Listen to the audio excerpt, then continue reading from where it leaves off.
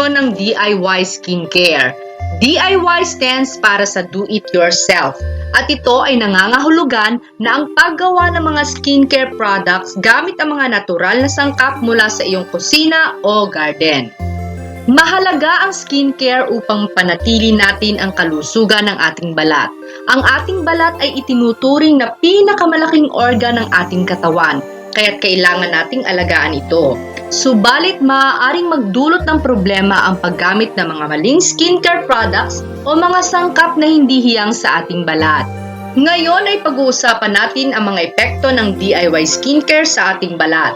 Ito ay mahalaga upang malaman natin kung ito ba ay nakakabuti o nakakasama.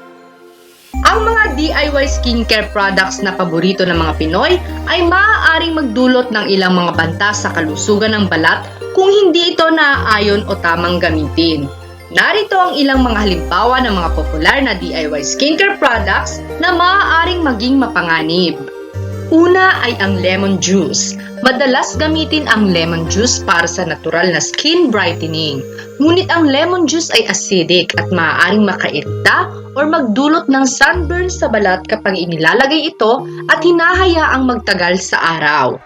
Ang mga kemikal sa lemon juice ay maaaring magpababa ng resistensya ng balat sa ultraviolet na sinag ng araw na maaaring magdulot ng mas mabilis na sunburn.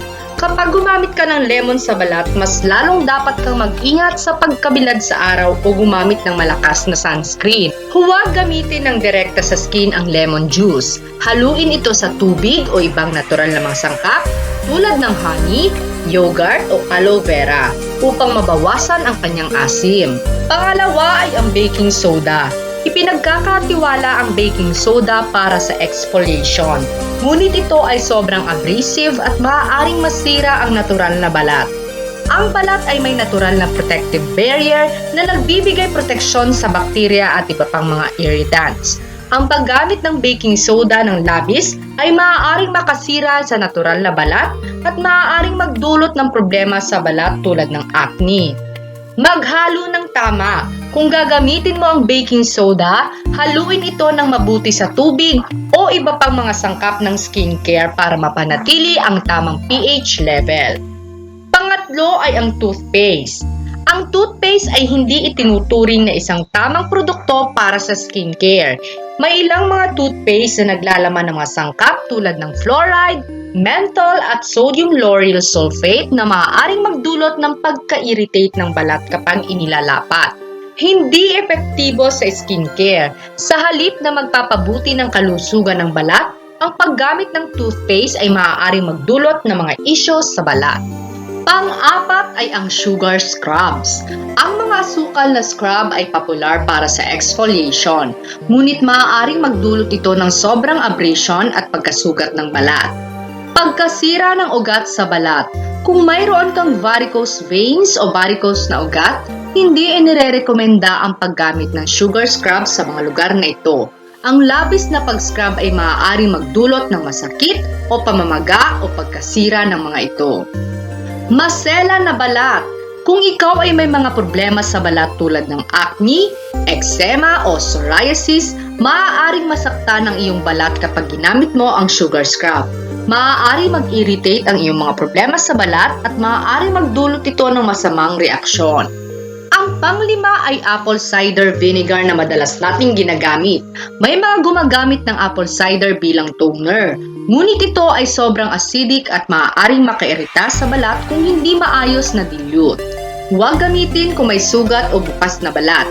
Iwasan ang paggamit ng apple cider sa mga sugat, bukas na balat o mga napinsala na bahagi ng skin. Maaari ito magdulot ng masakit o pamamaga o iritasyon. Paggamit ng tamang produkto. Kung gusto mong subukan ng apple cider para sa skincare, mas mainam na bumili ng natural na, hindi nakaimbak at organic na uri nito. Ang mababang kalidad ng apple cider ay maaaring maglaman ng iba't ibang mga kemikal na hindi makakabuti sa iyong balat. Pang-anim ay ang egg whites. Ang itlog ay maaaring gamitin para sa tightening effect. Ngunit ito rin ay maaaring magdulot ng infeksyon kapag hindi maayos ang paggamit. Allergic reactions. May mga tao na maaaring magkaroon ng allergic reaction sa mga sangkap ng itlog tulad ng egg whites. Kung ikaw ay may history ng allergy sa mga pagkain, dapat kang mag-ingat at subukan ng isang maliit na halaga sa iyong balat bago gamitin ito ng lubusan. Bacteria.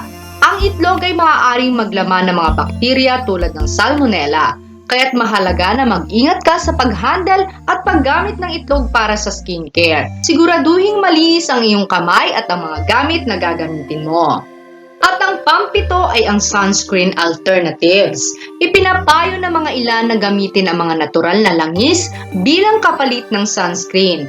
Ngunit ang mga ito ay hindi sapat na proteksyon laban sa UV rays. Pwedeng magdulot ng komplikasyon sa balat. Ang mga langis ay maaaring magdulot ng komplikasyon sa balat tulad ng mga allergy o irritation kung hindi ka hiyang gumamit ng mga ito. Kung mayroon ka ng mga problema sa balat gaya ng eczema, psoriasis, maaari pang lalong magdulot ng pagkairita ang mga langis. Hindi lahat ng sunscreen na langis ay waterproof. Kung plano mong mag-swimming o mag-engage sa mga water activities, dapat mong tiyakin ang iyong sunscreen na langis ay waterproof o water resistant. Ang ilang mga langis ay maaaring madulas mula sa balat kapag natutunaw ng tubig, kaya't ito ay mawawala ng epekto.